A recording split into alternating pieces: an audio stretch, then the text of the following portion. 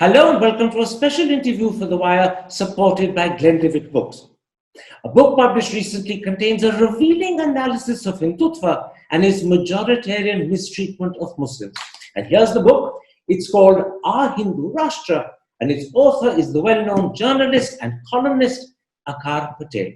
Joining me now to talk about his book and his revealing insight into Hindutva is Aakar Patel himself. Aakar Patel, your book is a comprehensive and compelling account about how India is steadily becoming a majoritarian state. But you begin by pointing out that unlike our neighbors who are majoritarian because that is how their constitution has defined them, India is majoritarian through existing law and policy, and above all, through the issues that parties and governments picked and stayed focused on till the majoritarian impact was achieved. So we are majoritarian through the back door. Does that mean we're less majoritarian than, say, Pakistan and Afghanistan? Or does that simply not apply? So we need to ask ourselves what it is that majoritarianism has sought to achieve in those places. And it seems to be two things. First is the exclusion of minorities from power. Second, using the state as an instrument to actively harass them. Both of those conditions obtain in India as truly as they do elsewhere in South Asia. And I would say that we are no less a majoritarian than those states. So you are saying that India is as majoritarian as Pakistan and Afghanistan, and the view that many in India have, that we are different because our constitution is secular, is mistaken. Yes, there is no Hindu chief minister in Pakistan's 4 states. There is no Muslim chief minister in our 28 states. In 15 states in this country, there is no Muslim minister at all. In 10 states, there is one minister usually given the minority affairs. This is deliberate exclusion of 200 million people. And the second point about the state being used as an instrument to brutalize minorities is as true in our country as it is in the rest of South Asia. If one looks at laws like those on love jihad, cow slaughter, the NRC, triple talaq, and so on. Now, your book points out that the driving force behind India's majoritarianism is Hindutva. But you also say Hindutva is not an ideology, it is better understood as a prejudice, in particular an anti-minority prejudice, and more specifically, an anti-Muslim prejudice. Briefly, can you explain why you see Hindutva as prejudice rather than ideology? Classically speaking, ideologies are defined as doctrines of economic or the political theory. So socialists would see a larger role for the state. Conservatives would seek a smaller role for the state.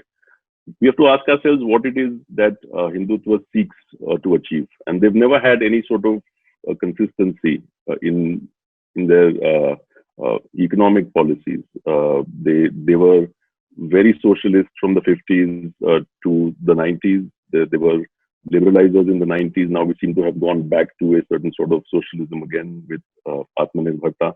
There is no consistency. What has remained on the board has been the demand made of Muslims that they should give up their mosque, that they should give up their personal laws, that they should give up the autonomy that they have in Kashmir. Of late, more things have come. Give up beef, be excluded from CA, line up to show your citizenship. These are the things that actually define the party rather than any other broad ideology.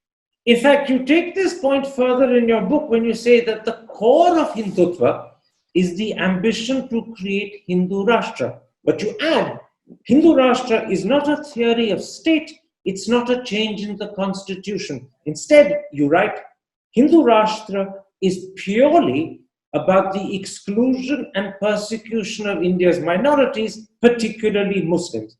That is the only meaning of Hindu Rashtra in India. It imagines India as a Hindu nation where the Muslim and Christian exist on sufferance. That is all there is to Hindu Rashtra. Yes, so the BJP or the RSS has not given us a definition of what those two words mean. They use those two words, but they don't tell us what they mean. Nepal was Hindu Rashtra till 2008. Why was it that? It was because executive power in that country flowed from a Kshatriya king, and he was guided by Brahmins in his court. It was Hindu Rashtra only to that extent. It didn't ask Shudras to stop studying. It didn't give the Vesh, the entire economy, and so on, because those things cannot be done in the world of 2020. India does not have a hereditary Kshatriya king. So even that limited route that Nepal had is actually closed for us. On the other hand, the BJP swears by secularism. So it says that in its own constitution that it swears by secularism and socialism.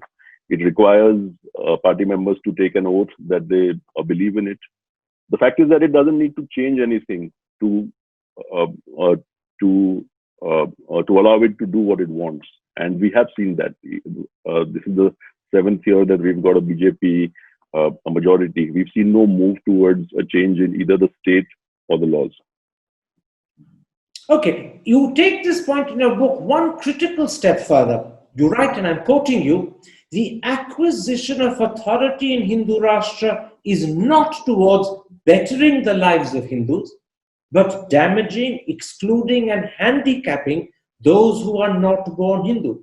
So the aim of Hindu Rashtra is the persecution of non-Hindu minorities.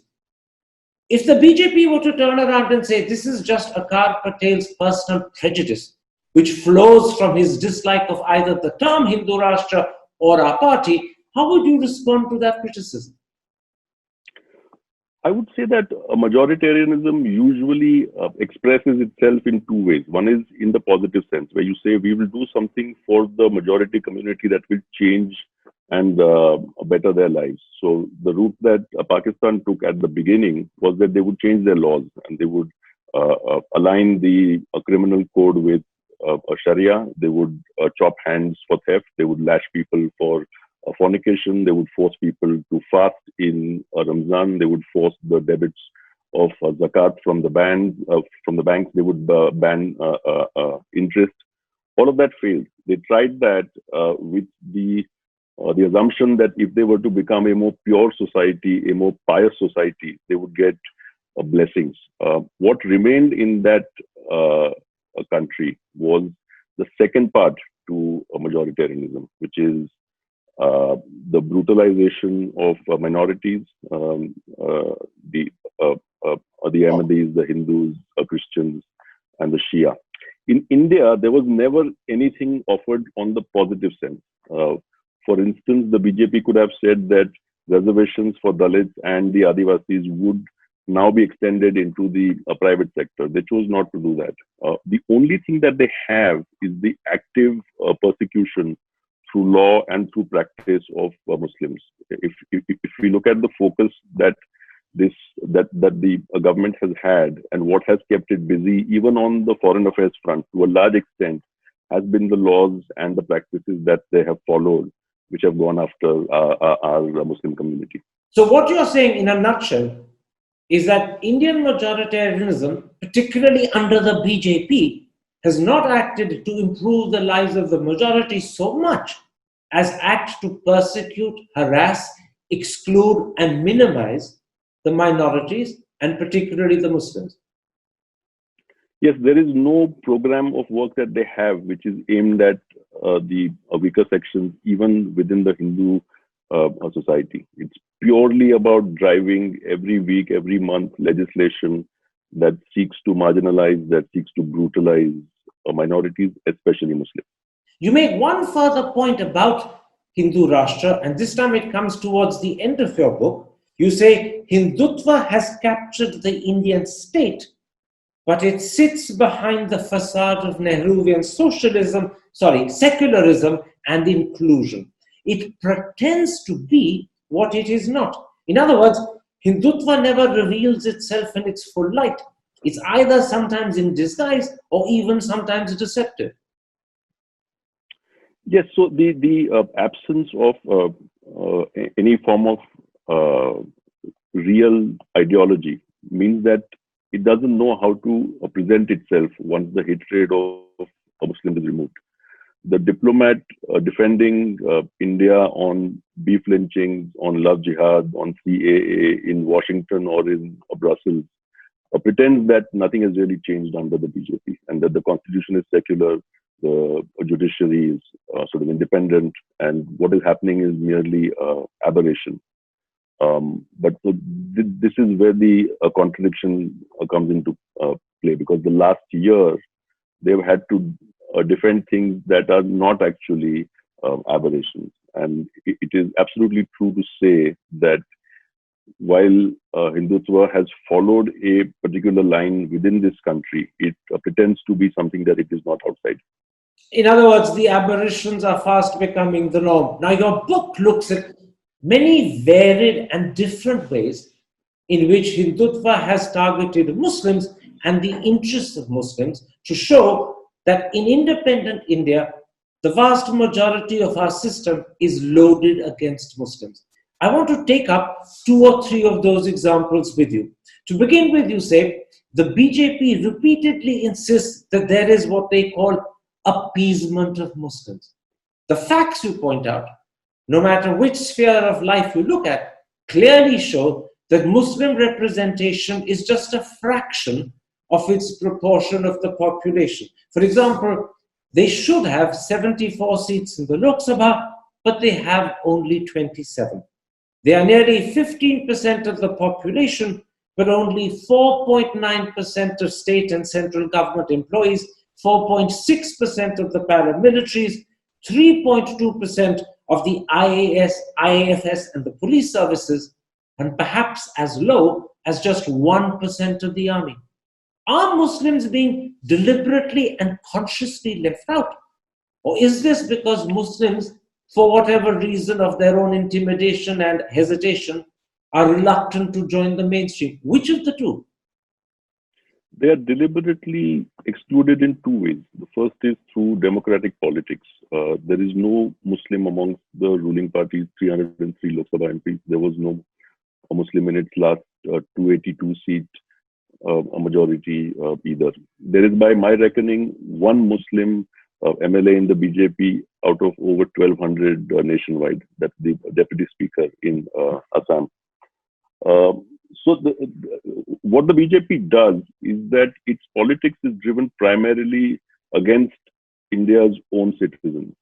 And this shows and is shown to Muslims really clearly that we don't want you and we are going to exclude you. The second form of exclusion is through state policy. For example, RAW does not hire a Muslim and has never had. So in these 2 ways, through democratic politics and through state policy, India deliberately excludes Muslims. One of the most horrifying examples in your book of the way in which Muslims are excluded is what's called Gujarat's Disturbed Areas Act. To be honest, the vast majority of Indians don't know what this act is. They've never even heard of it.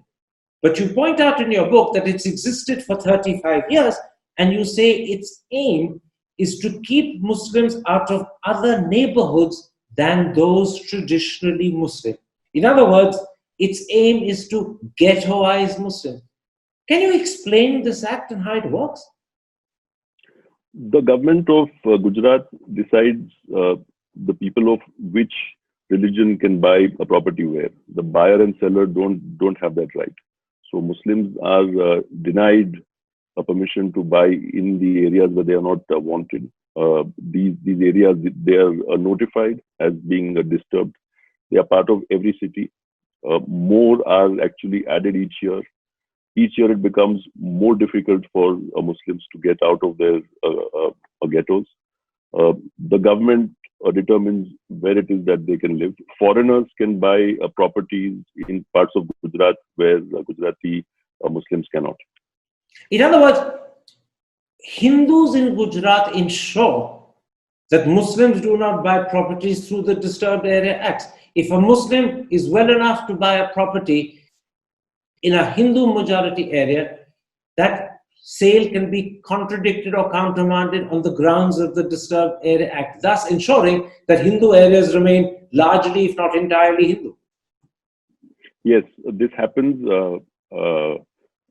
actively. It happens regularly. BJP legislators insist that their own constituencies and parts of them be brought under the law.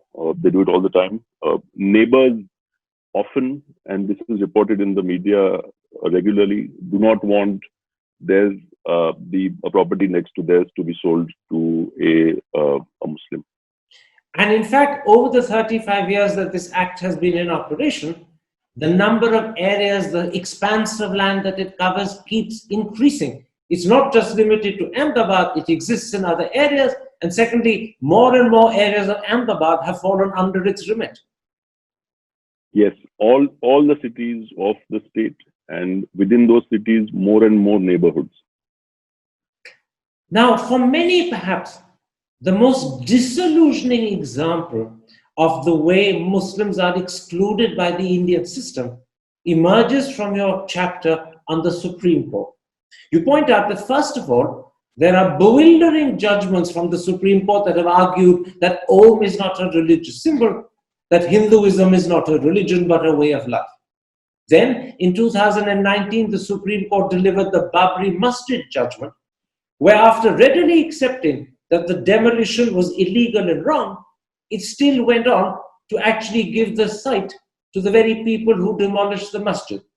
And then most recently, there is the Supreme Court's deliberate, repeated reluctance to speedily take up critical constitutional issues like the change of status in Jammu and Kashmir or the Citizenship Amendment Act. And you write, I'm quoting you, the conclusion of this writer and others is that the judiciary is pliant in India. It sides with the majoritarian view. Are you suggesting that actually even the top court has buckled under Hindutva pressure? Freedom of religion that was constitutionally guaranteed was taken away by the Supreme Court in 1977. Uttarakhand High Court forced the state to legislate a love jihad law. The love jihad conspiracy began from a Kerala High Court's judge. Cow slaughter was banned after the Supreme Court, and the judgment said that the Chief Justice was taking into account not the Constitution but Hindu sentiment. The burden of proof on people in the NRC was reversed in Assam by Guwahati High Court. People were jailed without crime or trial on the orders of Chief Justice Gogoi. The habeas corpus that you mentioned in Kashmir went undecided till the state itself released the people. The Supreme Court did not step in on a matter of habeas of former chief ministers for months. This does not happen in common law nations. CAA's constitutionality has still not been heard. The list of wrongs by the judiciary is quite long, and I would say that it is conclusive that it is complicit. I would use that word. You're saying something that is going to be shocking for people, but undoubtedly it is the truth. In many of the instances you've quoted, steps that have been taken either to prevent so-called love jihad or to enforce what ironically is called freedom of religion, but is actually anti-conversion, were initiated by indications of pressure or suggestions that came from the judiciary, from local high courts. Does this then suggest, and this is, I suppose, the critical question, that there are many in the Indian judiciary who share the anti-minority, specifically the anti-Muslim sentiment that underlies Hindutva? Do our judges share that prejudice as well? Absolutely. They have no way to inoculate themselves against what the rest of society feels or says, and that has shown in its conduct. People might not know that Indians have no freedom of a religion. You can't change your faith. You have to make an application, and the government determines whether or not it will let you do that. The Catholic Church in Gujarat has stopped baptizing people because it fears that the harassment from the VHP and from the state itself is so high that it doesn't want to get into something that it was founded for. All of this is the result of the complicity of the Supreme Court and of the rest of the judiciary, in which many people who have studied what they have done, including me, have no faith. Let me at this point put to you the picture that's emerging. India has a secular constitution, but our judges, in terms of their individual personalities and temperament, our politicians, particularly those of the BJP, in terms of their predilections and prejudices, within that overall secular constitution, actually find ways of policy or of sheer prejudice or of administration to harass and persecute minorities. So we may claim in constitutional terms to be secular, but our practice, our administration, our policies are all designed to push our minorities to the margins, to exclude them, to persecute them, to harass them. Is that the correct impression? Yes, absolutely. I would say that it's been done in a devious fashion, that the constitution has been stood on its head, that the so-called reasonable restrictions on the fundamental rights have become bigger than the rights themselves. And most of it is targeted at the minorities. And this is a direct result of the influence of Hindutva and the so-called desire to create a Hindu Rashtra. This is why you say Hindutva is a prejudice, not an ideology. Absolutely. And I would say that it precedes the BJP, that a lot of things that are majoritarian in the constitution, those fires were lit by people who were Congress members in the Constituent Assembly, who might have been Congress voters and judges later. And even today, I would suggest that the prejudices that we hold are not limited to those who vote for the BJP. Let's come at this point to two campaigns that are happening almost every day at the moment: Love Jihad and the so-called anti-cow slaughter campaign. Of Love Jihad, you write in your book, Hindutva created this narrative, spread the theory, encouraged the violence that surrounds it. Of the anti-cow slaughter campaign, you write, the laws exist primarily to victimize and brutalize Muslims, who are the majority of people in the butchery trade. And to me, this suggests that even though we've pushed Muslims to the very margins of our society, we still continue to harass them. We still, or rather Hindutva still, wants to ensure they cannot lead a peaceful life. There is no end. There is no goal. And it's just this and more of the same. Deen Dayal Upadhyay said that the goal was the political defeat of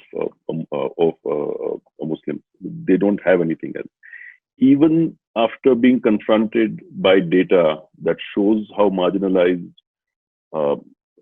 Muslims are, they will continue to use words like appeasement. The facts will not change what it is that they believe in. What they want is active brutalization of our own citizens, and this is what they will continue to do.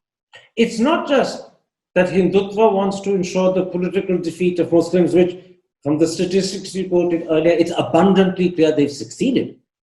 Muslims are hardly part of our democratic system. There are no Muslim chief ministers, as you pointed out. But in addition, Hindutva also wants to exclude them socially. So in large parts of Gujarat, you will find, as we have discussed, neighborhoods that have been permanently segregated. There is no meaningful space in which Muslim children can actually interact with Hindus.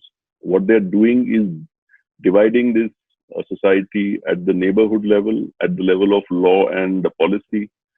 This exclusion is all that they have, and they will push for more of the same. We're coming to the end of this interview, I want to ask you two specific questions in particular. First, does our Prime Minister Narendra Modi share and believe in this anti-Muslim prejudice? Does he oppose it? Or does he turn an opportunistic political blind eye to it? What's your feeling? What's your sense? So, in the years that he was in power, he never gave a ticket to a Muslim, either for Lok Sabha or for the Vidhan Sabha in Gujarat. We can take a look at that data. Beef lynching as a category of violence came into India after 2015, when Mr. Modi pushed for a ban. Maharashtra, Haryana then passed laws, and the murders began after that. He has rewarded those who abuse Muslims. Niranjan Jyoti, Giriraj Singh, those who have instigated violence against Muslims, Kapil Mishra, Anurag Thakur, remain. I think we can safely conclude that Mr. Modi not only condones it, he encourages it, I would say. You really are saying that the Prime Minister of India, who's sworn an oath on the Constitution, who's there to uphold secularism, encourages prejudice against Muslims? That is what the record shows, yes. In other words, Mr. Modi's record reveals the truth regardless of what he may say rhetorically. This is a fact.